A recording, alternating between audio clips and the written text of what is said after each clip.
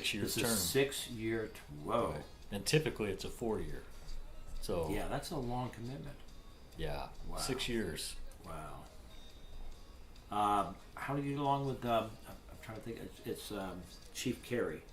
Oh yeah, Chief Gary, real good. He's a great guy. I have got to get him on here, man. I've been trying to get. You're not elusive. I've just been. I knew the 2 times I reached out to you to be on here was during the disaster. The Oh fire. right. And then the second one, literally, I did not know about Deanna's death, and I walked into the sheriff's literally the day of the funeral. Oh wow. It was a funeral, and I walk in and I go, hey, I'm all kicking back. Hey, I want to talk to the sheriff. I just want to personally come in and say, hey man, come on Yeah. the show. And the lady on the phone goes, today's the funeral. Oh. And I go, oh man, I'm so sorry. Yeah. Hung up, Right. walked away. Yeah. That's going to take a while to defuse. Yeah, those are tough times. Yeah, you're kidding. Okay, so we're going to be talking about, at the very end, we'll talk about how you're dealing with another state, because you got a unique territory, right? We have a unique county. We're on coastal county. Right. We're rural county. We're forest, hills, rivers, as wild and rugged as you could possibly get, and yet we also border another state. So Right. It's a very unique county. And part of it's lore and wonder, and part of it's if you're having to cover that area, that makes it pretty. Okay. I Yeah, think it's that's- tough. It's a lot of ground to cover. A lot of miles on vehicles and a lot of fuel. One of the things is what changes. Yeah. What changes you've seen? You've noticed the most since you've grown up here. I mean, you were actually Crescent City born, or? Yeah. Yeah. Yeah, you bet. Totally. Yeah, I was raised up here. And so the changes. We'll talk about some of the changes you've seen, good and bad. Both. Yeah. Yeah, when I started we didn't have tasers and that kind of equipment that Is there a time of year like right now? Was the New Year? Is it a busy time when you're getting lots of calls? You guys are. the busiest time of year is just before summer and then through October. Like 4th of July, a lot of Yeah. whoopee. Because you guys had an incident the other day, did you not? Where some guy going to blow up the trailer park? Or is that? I just read about the guy. Maybe it said 2024. I got everything checked for you right Okay. up to the piano. Thank you, sir. Then we had a homicide Friday night, I think it was. His mom. Yeah, shot his mom. Yeah, just right out here. Yeah, crazy. Yeah. He lived there with her. I want to talk to you about, because we've got like Redwood Voice Youth Media, they do local news, just kids like 18 to 24. Is there a quick and easy way to check in every weekday morning just with, the logs and what's going on, and if possible, even get somebody on the phone to talk about something? There might be. Okay. There might be, yeah. I'll follow up with you, because we're trying to establish beats and just have the kids Right. check everything around the community. That's a pretty cool idea. Yeah, I like that. Okay, cool. All right. I'll talk to you more about that. All right, thanks. Thanks, Paul. Okay, so we are done, and we are right about now getting close. Okay, so we're looking about that. Yeah. And you could take that thing, move. I got the squeaky seat. Oh, yeah.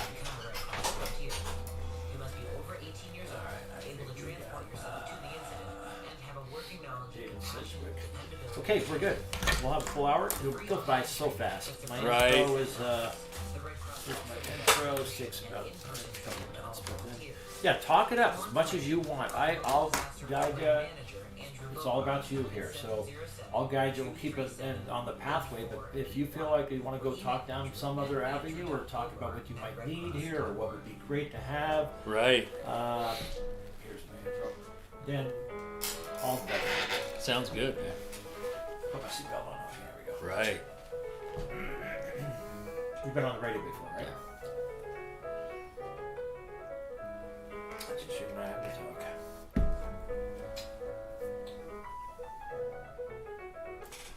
I'll put these on just for a second so I make sure you're tuned in.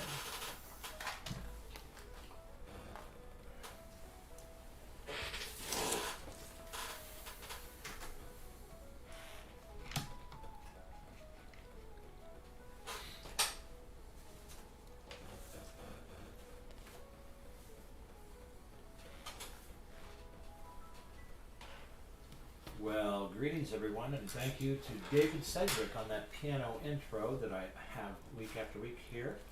You're tuned into the Royal Radio Receptors of KFUG 101.1 FM in the Cosmos of Coastal Crescent City, California. Welcome to Jacques Talks. I'm Jacques Wolf Kepner, and your host for this week's hour-long live radio show that features candid conversations with a rich variety of local, interesting folks that call our magical seaside kingdom home. If you are hearing the show either live today, streaming, or rebroadcasting at another point, count yourself lucky and very fortunate that you have such a great local community radio station like KFUG serving you unique programs and music 24/7. And it's not just listening, it's getting involved with your local voice. So I implore you, volunteer, contribute, donate your money and time to a cool, non-profit, non-commercial radio station like KFUG. You can find out more by going to kfugradio.org. And lastly, if you are a talented, interesting character, like the character I got on the show today, or you know of someone that might share their unique stories with me on in the KFUG studios, please reach out to me. Find and friend me on Facebook. It's Jacques, like Jacques the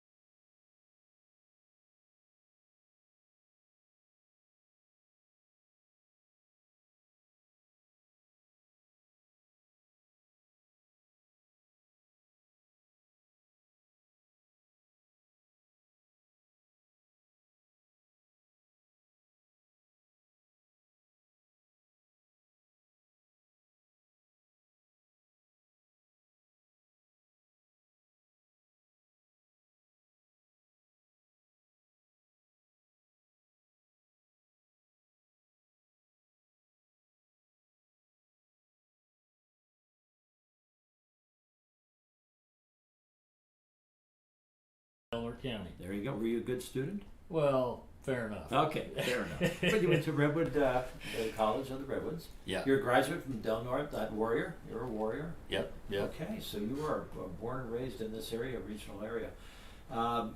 You were a good student. You had an older brother. You weren't a big troublemaker, right? Some were your family or folks cops or your dad or anything like that? No. My dad was he was a logging industry for many years in the cabinet business. He did that. So he owned Scott's Cabinet and Woodcraft, and my mother was a school secretary and at Redwood Elementary, and I've got a younger sister and an older brother and lots of other family in Delaware County. So yeah. Were you like a typical kid? Would you grow up hunting and fishing and swimming and surfing or anything like that? All the fun things that we do on Yeah, I was raised out in the Fort Dick area, so it was, and we had horses and motorcycles and a lot of property and all kinds of fun things to do. So whether we took our horses down to the river or motorcycles in the summer, it was a lot of fun and just a typical kid growing up, 4-H and Grange programs and Gotcha. and family and just a lot of good old backwoods fun too, hiking around and hunting. Did you ever think when you were young that you would be one day sheriff of Delaware County? I never did really think of sheriff. I always grew up watching Marshall Dillon on TV and those old West Cowboys, and that was always something that I really enjoyed. And of course, as I got older, I realized that the old U.S. Marshals and town sheriffs are not the same as they were back in those days. But I kept the dream going and ended up in that career. So it's something you personified because again, you stood out. Dr.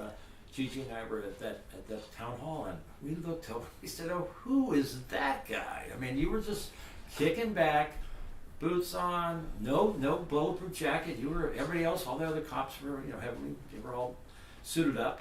You were kicking back, and your hat turned down patiently. I mean, you'd have fit perfectly. You had a straw of hay in your mouth there, chewing Right. and kind of looking around, and then you came up and you just did your business and told everybody what was going on as far as the fire is concerning at that time, and then moved on. What was your first job? When did you know you were going to get to become a cop? When you were, or a police officer, when you were in College of Redwood, for instance?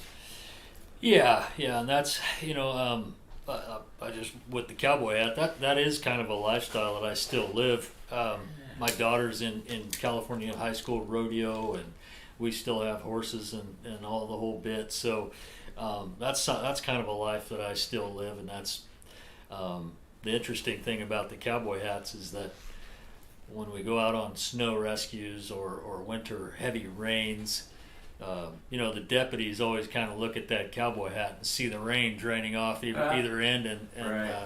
So I've got a few of those deputies starting to buy those hats too, and they realize they're pretty helpful. Pretty darn good. But yeah, I went through College of the Redwoods Police Academy, and I had a good time. It was a great academy. And then once I graduated there, I went to work for Ferndale Police Department. And down southwest in Humboldt County. Yeah. And I really enjoyed that. Great community. Actually, probably one of my favorite jobs was Ferndale Police Department. Unfortunately, it didn't pay near what you could afford to live on, so I didn't stay down there. But I had a great time. That's You were just a beat officer. You worked with police department, sheriff. Who were you working with then? I worked for the city police, City police, and I loved it. When you walk downtown Ferndale, you feel like an old school police officer and one man in town kind of mentality, and the people there are really generous and fun to be around, and I really enjoyed it.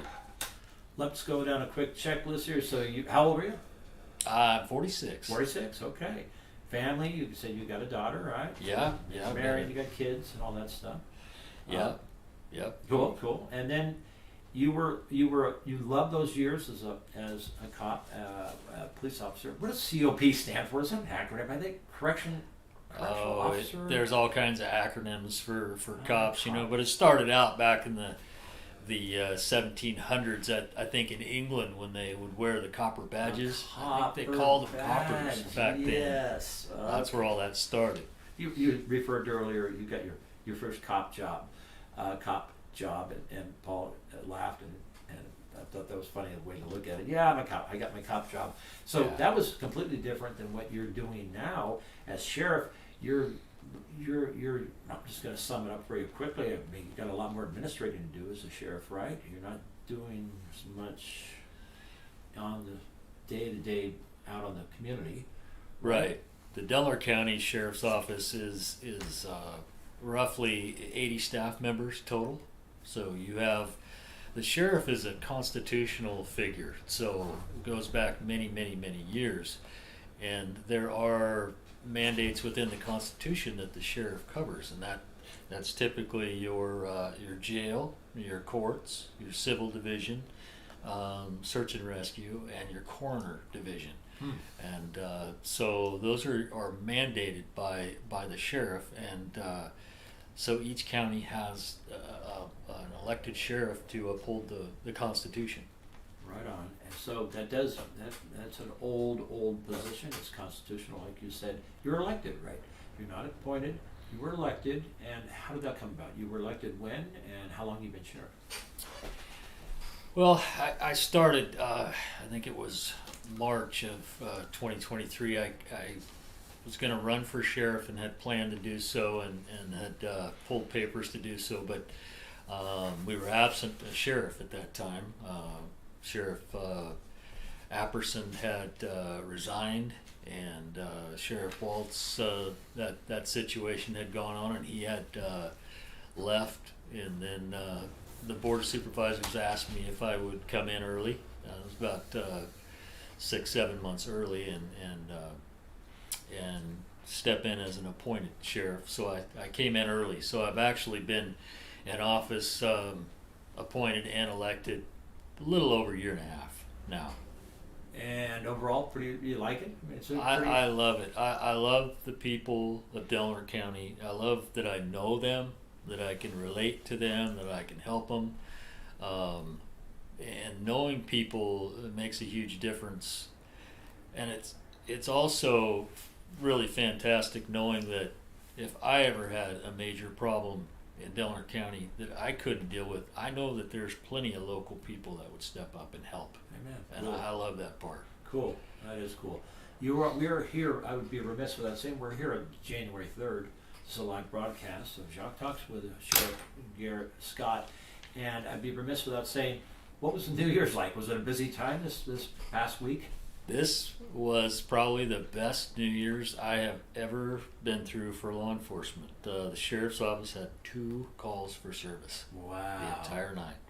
We had extra deputies on. We had a paddy wagon, you know, a transport wagon out there in case there was lots of drunken publics. Right. And that's all we ended up. We had our typical fireworks at midnight and a few calls on that, but as far as any problems, it was probably the most uneventful New Year's that I can recall. Wow. So you were able to kind of go to bed. What are your hours? What kind of sleeping hours do you get generally? Well, for me, right now the sheriff's office is very short-staffed, so I usually get to work in between 6 a.m. and 7 a.m. and I usually try to get home by 6 or 7 p.m.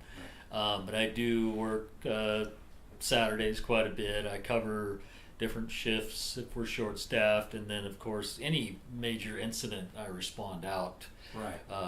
And so I put in a lot of hours, receive a lot of phone calls, and you know, it's just part of doing business, and when you love the work, then you don't mind it.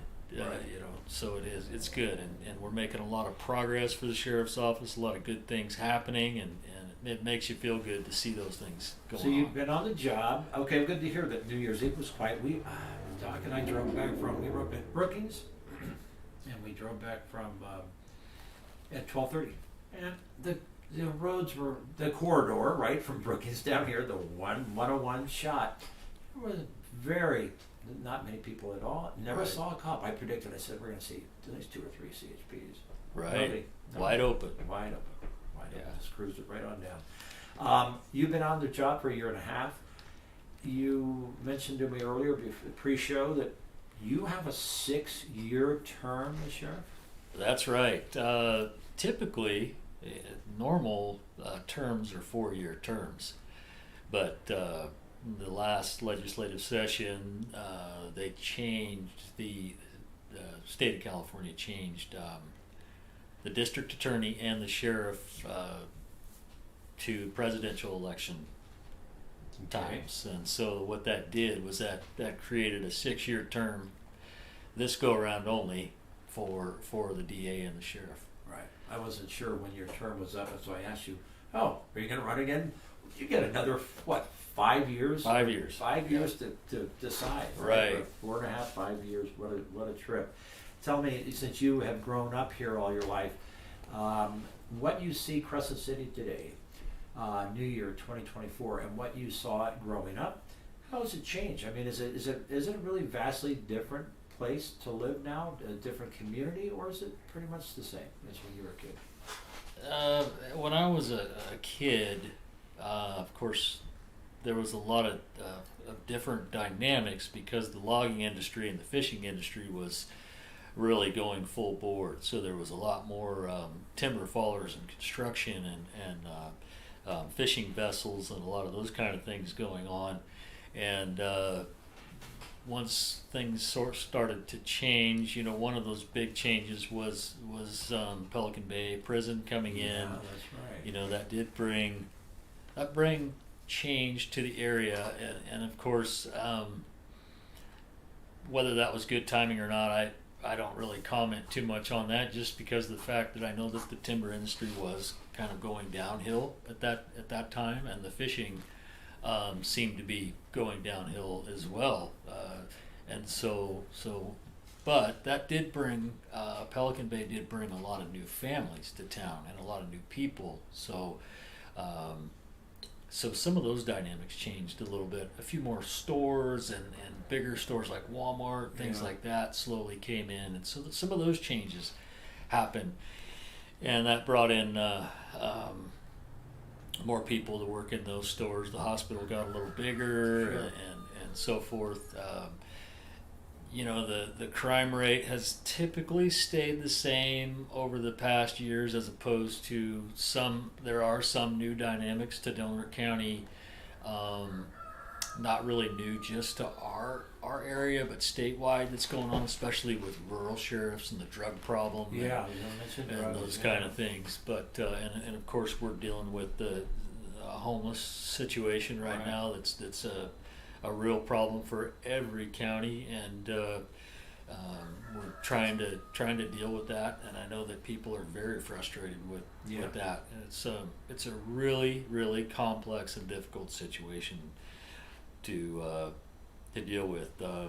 You're from the law enforcement standpoint of it, and as a sheriff, your hands are tied in a lot of areas because of federal judges making rulings as far as what we can and can't do with these folks. So the homelessness, we're going to talk about that. We're going to bring this up and explore that a little bit more in depth. But before we get to that, let's cover a few more dynamics of your job and what you do here in our community. Number one, how big is we're in a big county, and it's rugged, and it's remote, and it's coastal, and it's mountainous, and it's forested, and it's back roads. It goes on and on and on. What statistic? How big is the county? About the same size as? Same size as Rhode Island. Okay. It's actually a little bit bigger. I think it's by constitution is what you would call the chief law enforcement officer in a county by government code.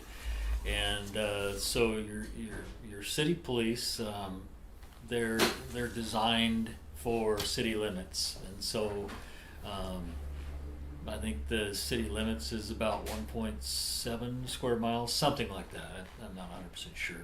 And so they patrol that area within the city limits, and they deal with a lot of business type problems and those kind of crimes. They do have a lot of residents as well, but the sheriff's office, not only do we serve civil subpoenas and court subpoenas, different records in the city limits and the county, we do coroner cases in the city limits and outside anywhere in the county.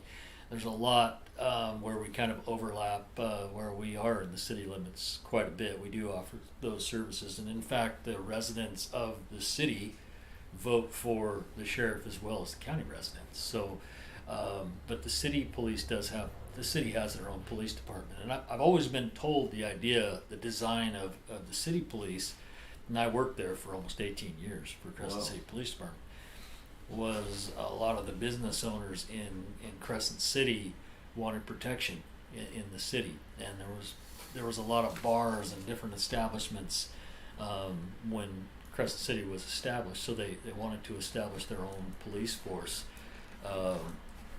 And that's what they did.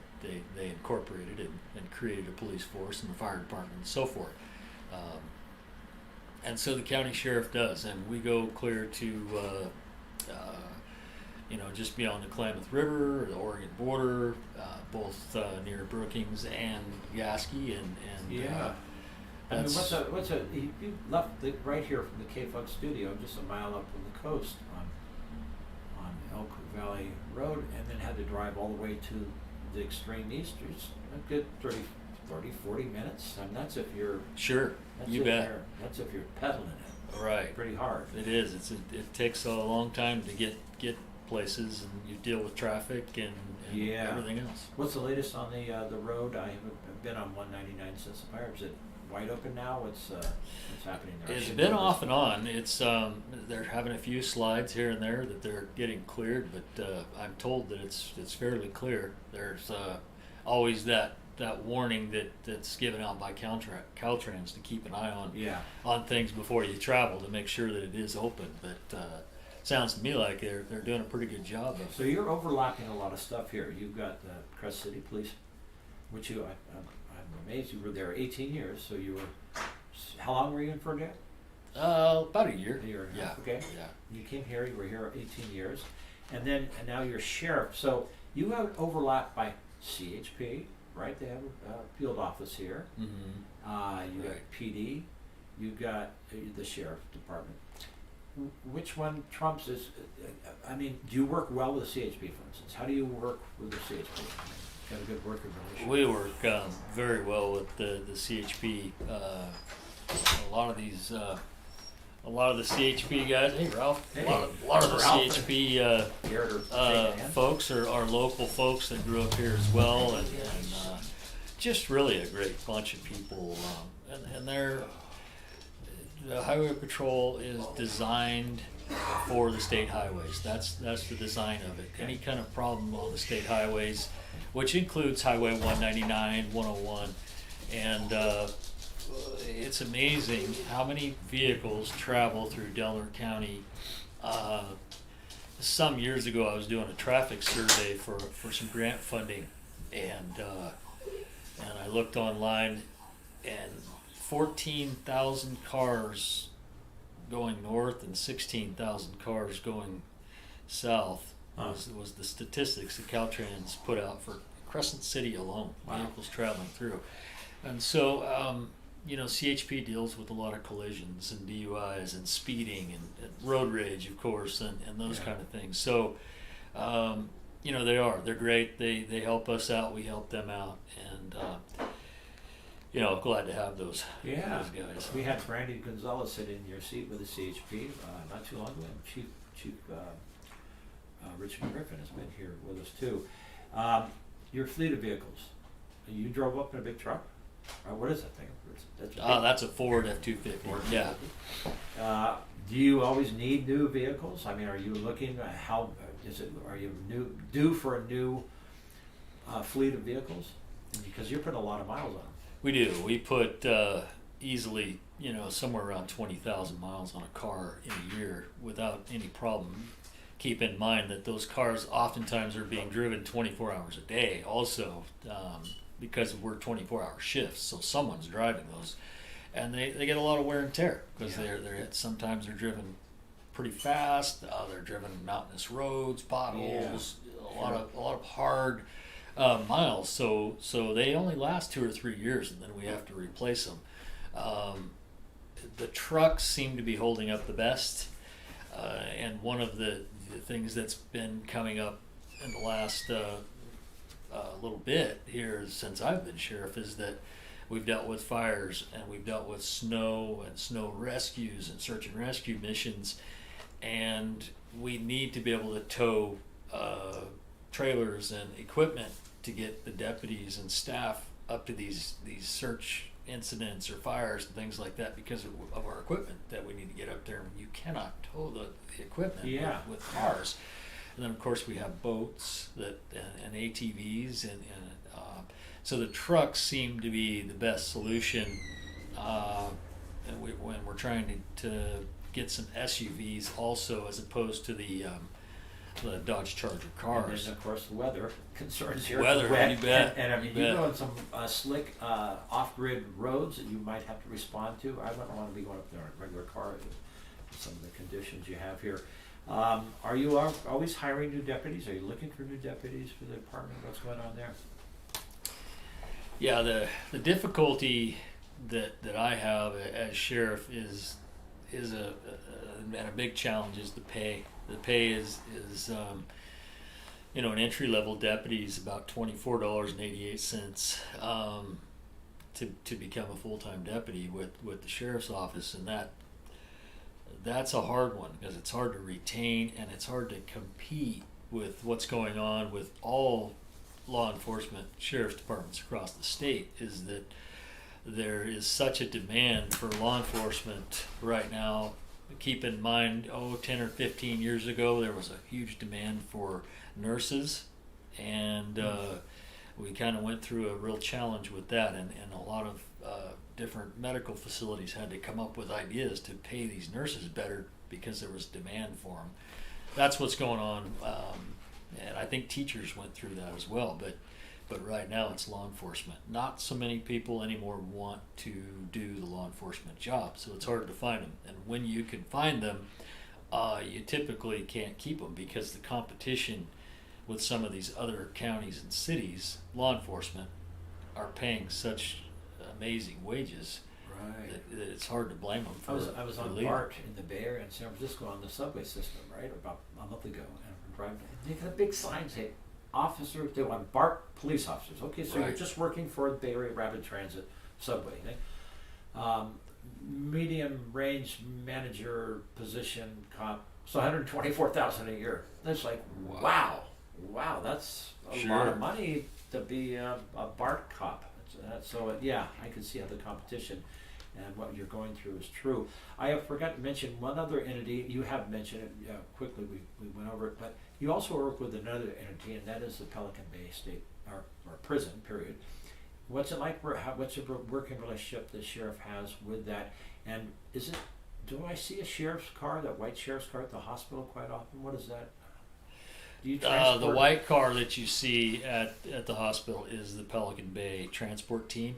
Okay. Typically, our sheriff's units are black and whites, and they say sheriff on them. But the solid white with just the star is the transport team for Pelican Bay. So they could be transporting an inmate there to get some stitches or to get a cold looked at or an X-ray or something like that. But your relationship with the prison is pretty good, though. It's excellent. Yeah, absolutely excellent. We use their firing range quite a bit to do our qualifications.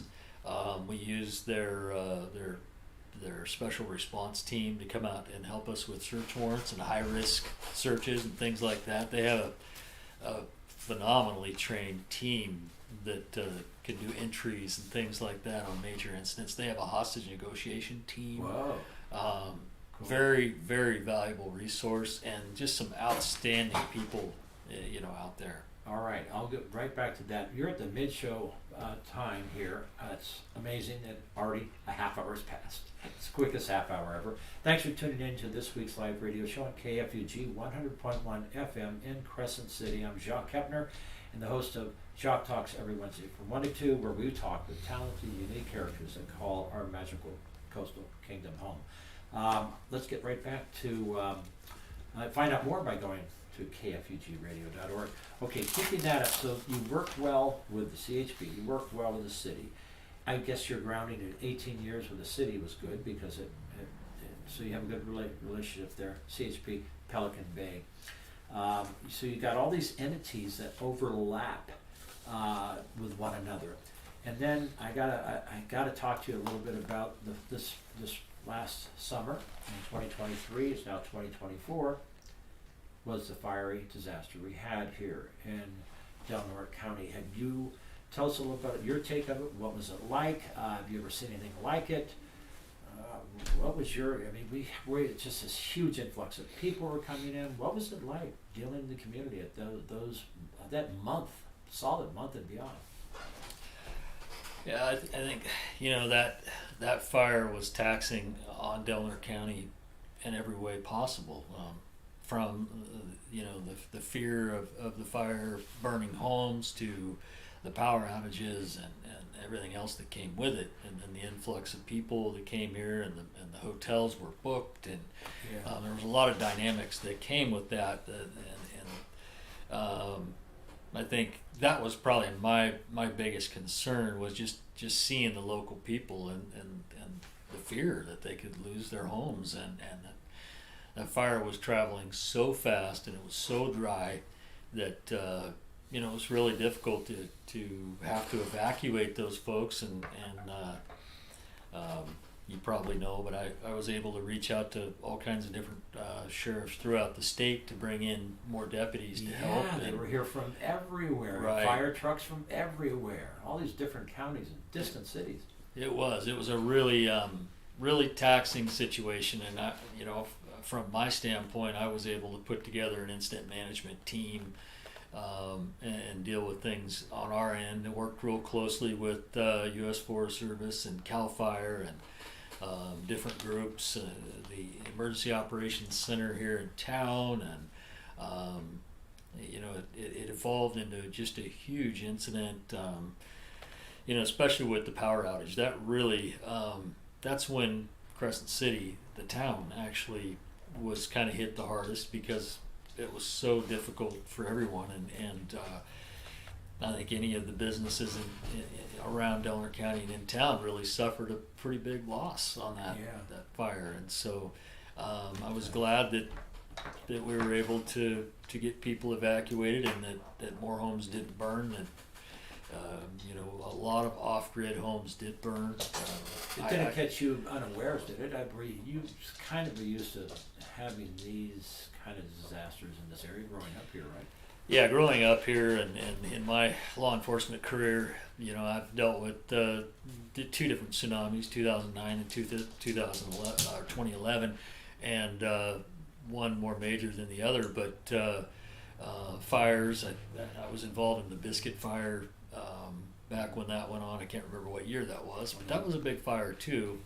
And so yes, I mean, we've definitely had our fair share of things here in Delaware County, mass disasters. And you had this influx of all these people, all this stuff. Was it a pretty, overall, a good experience that you were able to work with all these entities, all these influx of first responders and firemen from all over, and all their equipment?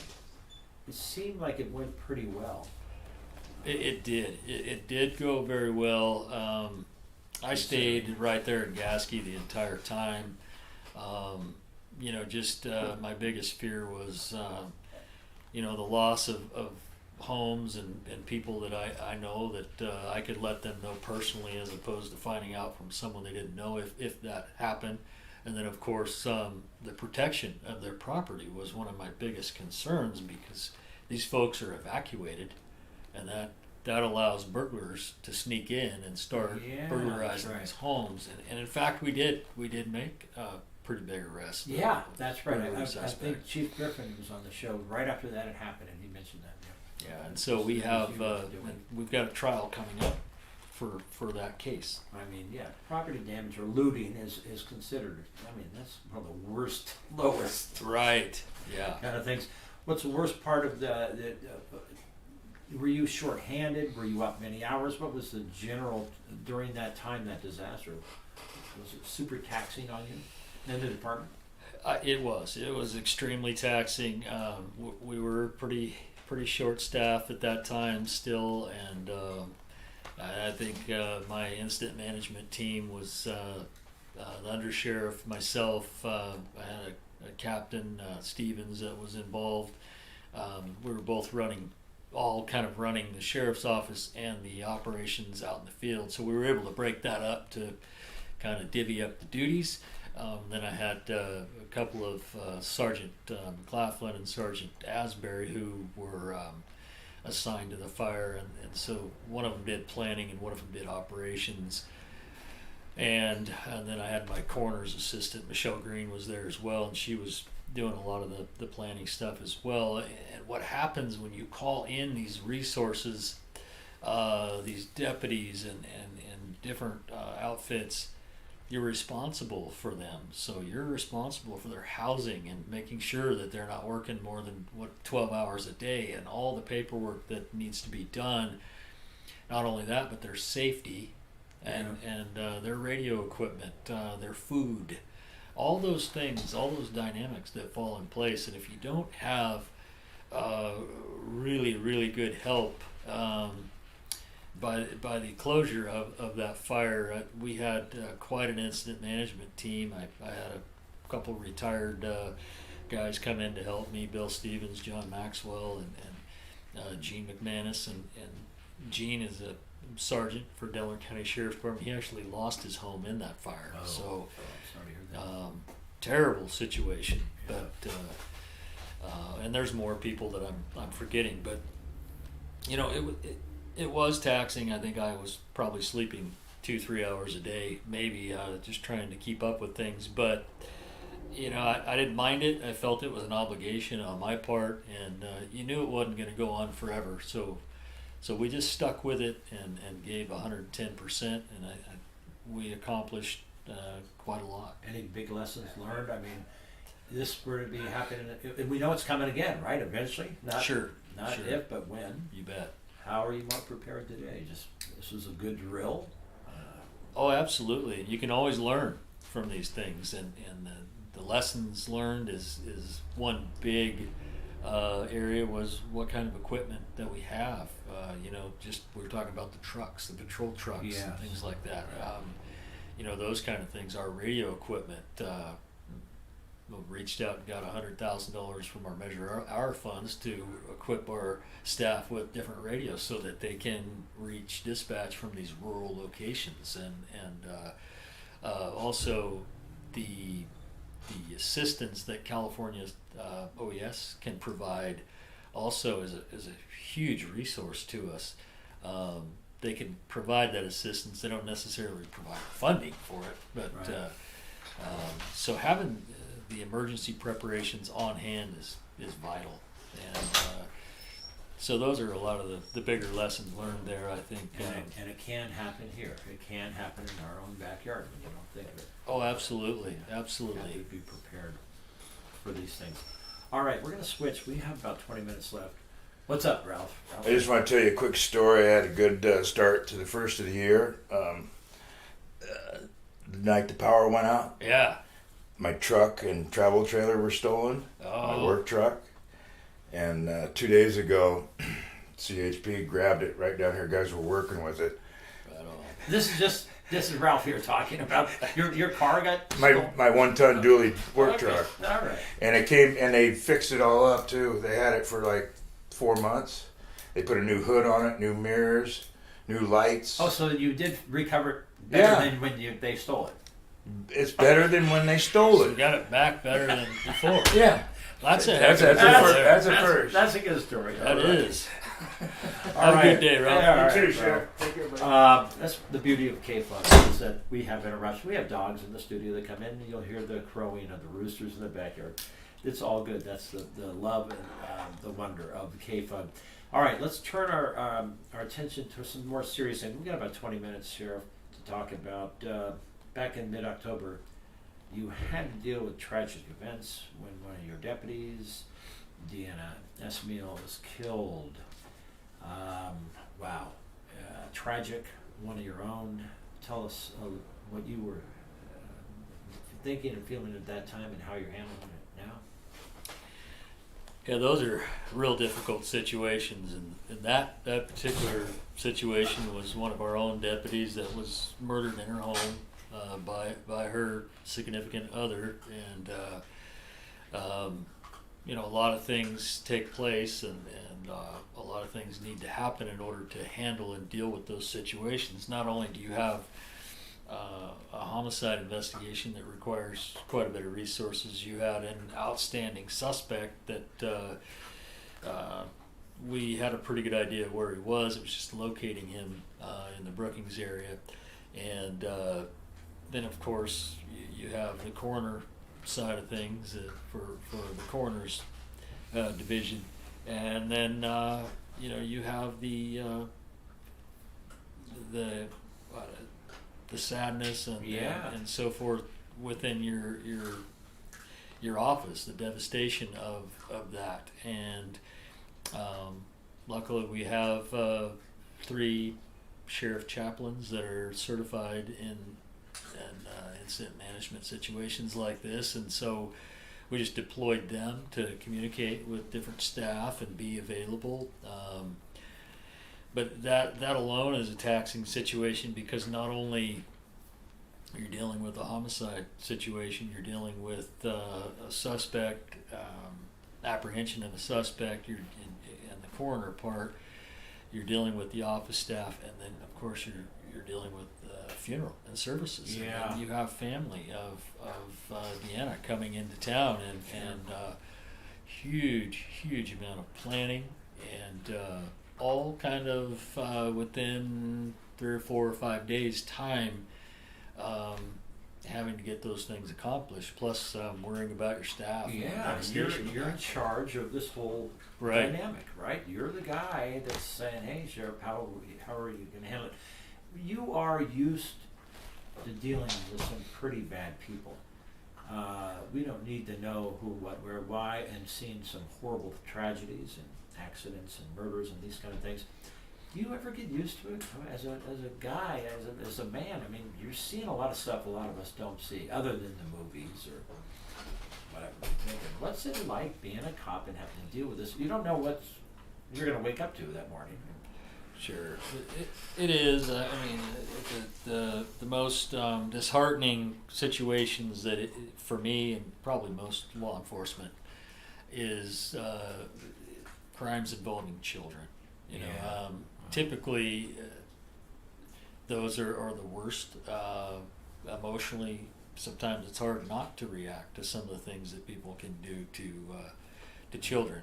But I would say, for me, starting at a young age, you know, I was 20 years old when I got into the business, and I was surrounded by, you know, that was the Crescent City Police Department. When I started, all of the police officers back then were older folks that had been on the job for many years.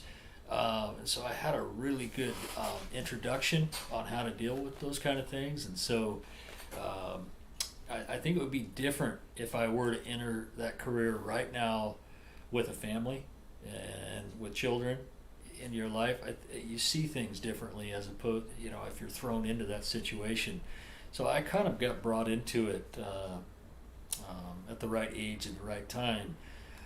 And I think it's difficult for people that are, say, they're mid-40s or early 40s to just step into that career and then see those things and have never been introduced to them before. Right. You're never going to get used to it, obviously, but as you see it over and over and over again. Yeah. You tend to get the mindset that, of course, there's always compassion, but a law enforcement officer's mindset becomes oriented towards prosecution and legalities of the situation. You know, how do you deal with that? Make the arrest, whatever needs to be done appropriately, and so your mindset kind of goes to that, to where you don't necessarily block out emotion, but you've got a job to do, and so you kind of tend to get more involved that way. This one hit close to home. Well, rest in peace, Deanna Esmiel. On that, we'll leave. I just had to ask you those questions. I apologize, but it was just like, I don't know how you. Do you lose sleep at night? I mean, do you sleep pretty well through the night? Like certain times better than others. Yeah, I think that when you have a lot going on and it's super busy, and it's hard not to hit the bed and fall right to sleep. For me, I do sleep soundly, and I've been in the job for long enough that I understand what newer officers and deputies are going through, and you try to be there for them as much as possible. And I think that's the important part, is to keep an eye on your staff and to see if you see some signs where they might be having trouble with certain scenes or situations. You'll be talking about it, I suppose. Yeah, just get them the right people to talk to and support. Yeah, well, it sounds like you were tested there. A bunch of that happened on the heels of the fire, the death of Deputy Esmiel. Let's kind of switch back into what we started to talk about, and that was about the homelessness issues we have here. I know a lot of people, it's top priority. I personally think if you could come up with the answer to homelessness, you'll be elected king for life. I don't know if there is an answer to it. Does the sheriff's department have a quote position, end quote, that the homeless, regarding the homeless situation here in Delaware County, Sheriff? The sheriff's office does not have a specific homeless liaison officer, deputy. The homelessness issue that we're working on now is there's a lot of difficulty in the homeless situation because there are so many different camps and so forth throughout Delaware County. Oftentimes they're hidden well enough that folks don't even realize they're there, but the majority of them are pretty clear cut. The difficulty is, where do we move these folks to? There's all kinds of federal rulings now where federal judges have tied the hands of law enforcement statewide and nationwide, that really ties our hands to be able to move these folks along without being able to send them to a free location. And then of course, even if they settle on some private or rural lands, maybe Forest Service lands, wildlife lands, if there's a large group, when you remove them from that land, where are they going to go? Because they end up moving into the rural or the communities and where people are living and so forth. And so we can create even more of a problem than we currently have, which is already bad enough. We live out near Lua, Lake Earl Wilderness area. There's, it's one of the busiest streets going on Sand Mill Road. There's constant traffic, and I've heard, I haven't checked it out, I don't want to go wandering back in the woods, but I've heard they've got, makeshift, homeless have makeshift condominiums back there made of sheets of metal and whatnot. I don't want to know. It's kind of like I want to just turn my eye to it, but you have to address these issues, right? You have to respond to every complaint of homelessness, vagrancy, and trespass, no matter how small it is and no matter how distant in our county it is, right? Well, the sheriff's office specifically, as the sheriff, you only have authority over criminal activity. Okay. And then of course mental health component of what they call a 5150. So if there is no criminal activity, then I don't have the authority as the sheriff to do anything to them. So if they're resting somewhere or camping somewhere and it's a public space, a lot of these people get called in for those things, but there is no criminal statute for those type of people. And then of course, the drug problem now in the state of California has changed dynamically to the possession of methamphetamine, possession of fentanyl. They've been reduced from felony to misdemeanor offenses. So they're actually not really even bookable offenses. So these people typically, say 10 years ago, if you'd have had methamphetamine on your person, we would have booked them for a felony and they would see a judge, but not anymore. And that has changed the entire dynamic of the jail system. Yeah, and, I think so. And the way the interpretation might not be correct, but it's just my analogy is that a lot of the folks that are on the streets right now are typically the people that used to be in our local jail, and the people that are in our local jails right now are the ones that used to be in state prison. So we are dealing with the violent offenders and the major problematic people are in our jail, and we don't have room, nor do we have the authority anymore with AB 109, Prop 47, Prop 46, all the changes in law. Right. And so it's very, very frustrating for all your rural sheriffs and sheriffs in California that the criminality is just not there. You touched on the drug problems and particularly meth and fentanyl. It's a countrywide problem we have, statewide problem we have, countywide. Is there a bad illicit drug problem here in Delaware County, in your estimation? There's definitely a drug problem in Delaware County. There is a fentanyl problem in Delaware County. Our statistics don't show anything above any other county as far as we're per capita, if we're having more deaths or more arrests or things like that.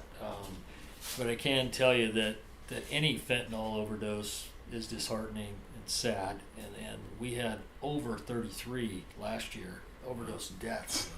I don't have the numbers in front of me how many people that the fire departments, the ambulance, the deputies, the city police officers use Narcan to bring people back to life. Sure. And there's a few a week at least, so there's quite a number. It is, and it's different now. Fentanyl, it only requires the tiniest minute amount for these folks to get their high. And the change where heroin used to be a big deal, heroin is not such a big deal anymore. It's more of a fentanyl demand. That's why you're not seeing so many of the arrests and the syringe safe locations for syringe use, like San Francisco and some of these places, because the demand isn't there. This fentanyl, it just takes one puff of this tiniest grain of sand, so to speak, or salt, and they're high. It's extremely potent, so that they're smoking it mostly. They're still injecting, but the primary use is smoking. So you're finding some man or woman that's out of control on a street corner, jerking and movements and screaming at people. You see that, you call it into, let's say, a Crescent City cop, say, hey, somebody's over near Washington Boulevard, and go get them. Or do you respond, pull over, and say, okay, what's going on here? You got to deal with an out of their mind person. Sure. That's threatening other people, don't quite know where they're at. What do you do? It's really case by case. There's a certain point where you really have to evaluate the criminality of it. If there is a criminal violation, the officer, deputy, so forth, may make contact with the person. If they don't have fentanyl or methamphetamine on their person, if they're high, then of course you might be able to make an arrest for some sort of intoxication or use and influence violation. They're going to be in jail for maybe 4 hours, and then they're out. And so It's a huge burden. It is a huge burden. It is absolutely. A lot of man and woman hours. Right. Charges, everything else. The property crimes due to these drugs, though, is what you have to react to. And there's when you come across stolen property or what all these people, then you can make the arrest, book them, but chances are they're going to be back out on the street fairly soon. I don't even know how the system works. Right, and that's the nonviolent crime goes clear back to your statutes that have changed over the years with the propositions AB 109 and Prop 47, Prop 46 that changed the dollar amounts for thefts and whether it's a felony or not, and then it changed a lot of these what used to be felony possession charges are now misdemeanor charges. And keep in mind, a misdemeanor charge is almost none of those you wouldn't be held in a jail. In fact, typically they would be cited and given a court date in the field and released. Wow. I have a person that said, hey, Jacques, ask if there is a lot of new marijuana DUIs on the road. Are people getting stoned, driving, and then being pulled over? And do you know it right away? I mean, there's no alcohol, but you smell marijuana. And if they're not supposed to be driving stoned, right, it impairs your ability to drive, right? That's an arrestable offense for sure. That's a good one, a good question for the Highway Patrol to see if they're seeing an increase in that. They typically are the ones dealing with the DUIs, and they're very, very good at it. So, I know that our district attorney is also really a stickler for DUI. She will prosecute to the fullest for DUI, especially second offenses. Is there a sticker in it? How do you test for a marijuana DUI? Well, there's different ways of testing for DUIs. And the CHP, if you get pulled over, they might do their field sobriety tests right there. They'll do some nystagmus testing of the eyes and so forth, and then there's a chemical test. So it's typically. I was wondering if there's a chemical test Yeah. years ago. I remember there wasn't. All right, we're down to the last few minutes here. I want to give a shout out to Diana Cooper, your secretary and your go-to gal. She was very nice to me. She's been very cordial the entire time, reaching out to her. She's a sharp lady. You have an incredibly good secretary and assistant there. Oh, Diana Stanley. Yes. Yeah, pardon me. Yep. I'm sorry. No problem. Diana Stanley. I'm so sorry. I have another friend named Diana. So, lastly, what do you plan on doing? What do you do for fun? What does a sheriff do for fun? You on your time off, when you get some time off, you head up in the woods, you go hunting, fishing. What do you do? Well, my 14-year-old daughter is real big on California high school rodeo. So any chance I get, I'm headed to Red Bluff or Corning or one of these places to hit the high school rodeos. And if not that, I'm probably gold panning or fishing or something like that. Gold panning, oh boy. You know, lots of good fun things to do. Or, quite frankly, I might be just taking a nap too. That does sound pretty good. We're all having Amanda Doctor's in the studio Right. here with us. Listen, Sheriff, you are a character. I'm so happy to have you on this conversation with you, with all our listeners. You're a real cool guy. Keep up doing what you're doing, and we can do this check-in every maybe every half year or so. We'll have you come in and we'll just talk and get an update of what's going on with Sheriff Garrett Scott. I want to thank you again for coming into the studio. Absolutely. It's a pleasure to be here. All right. Anytime. All right. Thank you. Thank you, everyone. This is the end of Jacques Talks for this week. You've been listening here on KFUG 101.1 FM in beautiful Crescent City, California.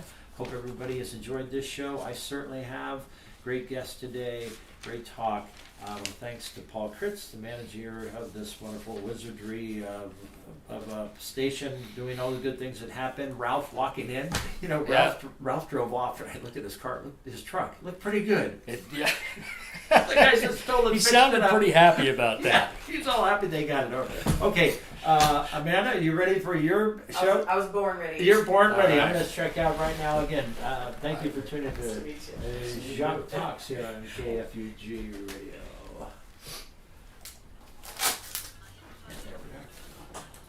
Wanted to make there's a new sheriff in town joke, but I didn't bring the picture. Oh, No, when I was in theater here, like back in 2004, in the 4th of July melodrama, I dressed up as the sheriff. All right. A full cowboy hat, boots that were way too big for me and everything. That's Really cool. leaned into it, yeah. So I was like, Fun. it would have been funnier if I brought the picture in. Yeah. Darn it. Okay, this has been live streaming too, so Oh, you were okay. able to download. Just go on to YouTube tonight, right? I guess that's how. Yep. Yeah, All go on right. YouTube tonight. Look up. It's under Redwood Voices or something. This one's on KFUG, I believe. KFUG, and Yeah. watch it, man. And we I can. will. Thanks for inviting me. I appreciate so that. much. Yeah, Yeah. pleasure. Amanda, have a good day. You as well. Peace and Safe light. Nice to meet you, travels. man. All right. Is this your phone? It is. Okay, well, you probably want that then. There we go. Thank you. Okay. All right. Bye. Take care. Take care. Aimed at helping community members with all aspects of functional literacy. All our services are free and we are more than happy to provide accommodations for a diverse group of learners. If you or someone you know could use our support, please call us at 707-464-7072 or stop by and see us in person at 1080 Mason Mall, Suite 9. More information is available at the main branch at the Delaware County Library. Thanks, and we hope to see you soon.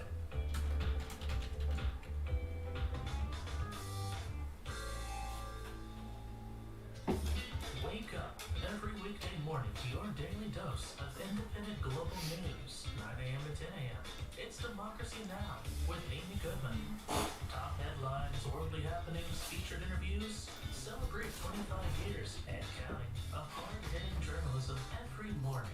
Right here on KFUG Radio, 101.1 FM on your radio dial and streaming worldwide at KFUGradio.org. It's pretty fun. Under no circumstances are you permitted to. I'm alive! I'm alive!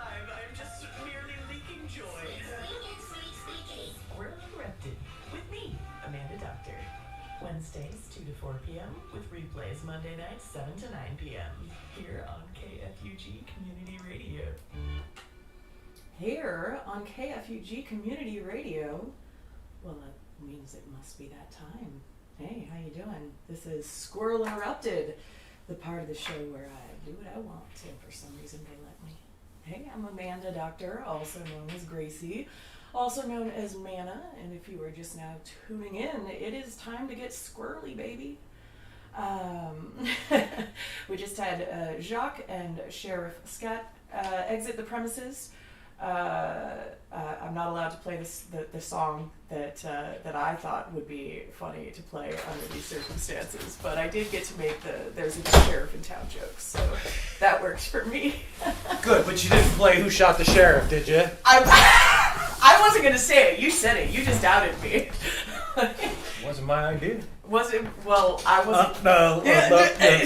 So I'm I don't know if you want to stay streaming or not. I don't have the audio from the board, so it's just the live audio in the room. Okay, well you can turn it off. I give 0 ducks on this front today. Wait.